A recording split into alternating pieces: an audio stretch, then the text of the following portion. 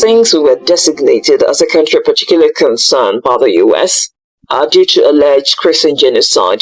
The federal government has employed the service of a public relations firm by name DCI Group, and they have been trying their best to see how the US officials can backtrack on their perception of Nigeria as being tolerant to Christian genocide.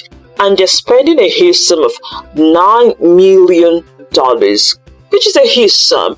And some people are saying, well, all of those things are happening because of what one can actually call diplomatic lapse, or lapse in governance. I mean, if we have had ambassadors, they are the ones that should have been speaking for us, trying to see how the US can renege on their impression of Nigeria as a country tolerant to religious persecution. But of course, we know new ambassadors were not nominated since the last ones were recalled. Just recently that they were screened by the Senate. And some are saying if we had these ambassadors, they could have been doing this damage control as against spending huge sum on such venture. Then you have people who think it's about governance lapse. The fact that the government has not done what it's supposed to do, which is tackle insecurity.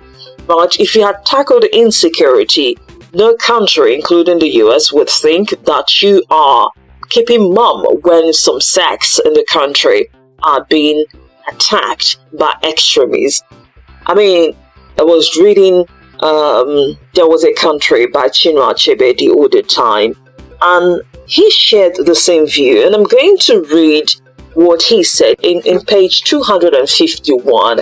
He said, in many respects, Nigeria's federal government has always tolerated terrorism.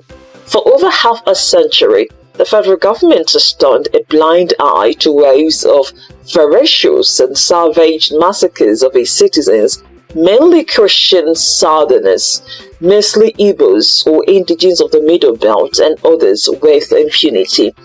Now, this is not just about the current government, but previous governments before it. And this book was written like more than a decade ago.